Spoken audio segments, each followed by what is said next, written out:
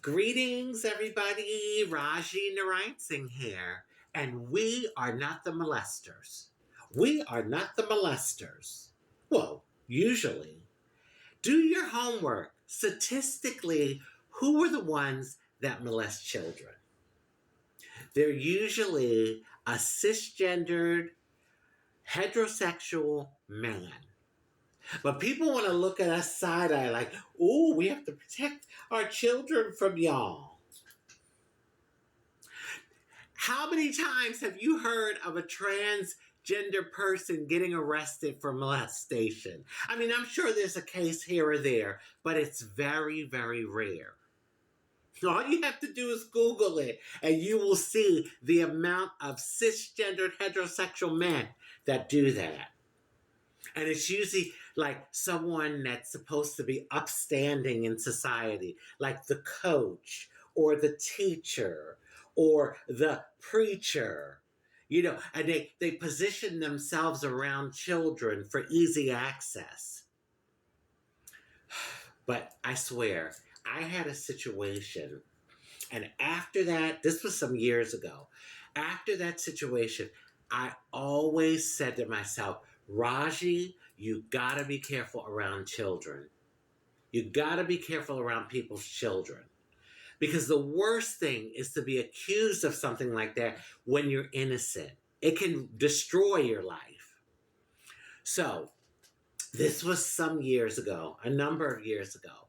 And I'm not going to name names, but I will say a family member of mine who was married at the time, her husband had children from a previous marriage.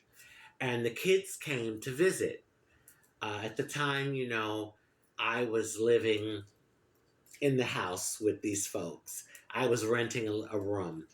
And so I actually, listen, I'm good with children, all right? And a lot of kids, they gravitate to me for some reason. I don't know why. Maybe they feel the energy, the positive, uplifting energy. I'm just saying. But anyway, the kids came to visit for a few weeks, and it was a girl and a boy. The girl was probably about 13, 14. The boy was like around 11. And for some reason, the boy, the son of my cousin's husband, gravitated towards me. All right. So, I would come home from work and he'd be running to the door to greet me and, oh, I want to watch a movie with you and I want to do this and he liked to hang out with me. And one day I had this feeling, and one day I came home and he kind of like, bursted into my room. The door was cracked, so he didn't just open, but he came in and he's like, I want to watch a movie with you. And he closed the door and sat down. So I'm thinking, okay, Rajee, this isn't good. We ain't gonna have no doors closed because I don't want no shit, okay? So what I did, I didn't make it obvious to him, but I got up and I pretended like I had to go to the kitchen for something. And I walked out the room, I went to the kitchen, and then when I came back, I left the door open and we watched the movie. So it was coming time for him to leave, him and his sister to go back to their mom's. And like, I think they were leaving on the Thursday or the Friday. And that Sunday he came to me and he says, I want you and I to do something. I've done things with everyone else in the house. I want us to go and hang out somewhere. So I said to him, okay, I promise before you leave at the end of the week, we'll do something. So the week was going, I think it was Wednesday, and I'm like, oh shit, I am a person that I like to try and keep my promises. So I got in from work. He ran, of course, to the door to greet me. And I said, listen, how about we go get some ice cream and I'll take you for a ride on the beach. But I said, go ask your dad if you can go.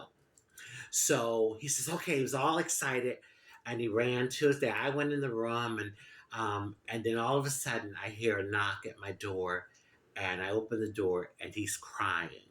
I said, "What's wrong?" "My dad said I can't go with you." And he's all upset.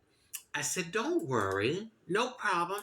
I said, "I tell you what, I'm gonna go to Dairy, because it was a Dairy Queen not far. I'm gonna go to Dairy Queen. I'll get the ice cream. I'll bring it back, and then how about we watch a movie or something?" He said, "Okay," and he was fine with that. So I did that. So they ended up, the time came for them to leave. They left, and then I found out from a family member that the older sister had told them that their father said the reason why the son couldn't go with me is because I am gay. And at that time, I hadn't completely transitioned, but I was like androgynous, real feminine. And so he said, because I am gay and I do bad things to children. Oh my God, I was so hurt. I was so hurt. That was the last thing on my mind. It was innocent and pure, and I swear, a lot of times when something is innocent and pure, people just want to take a crap on it.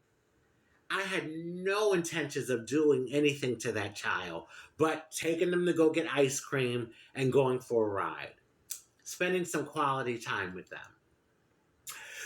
I wasn't upset because for the fact that the father said he couldn't go with me. That is his right, and I understand protecting your child.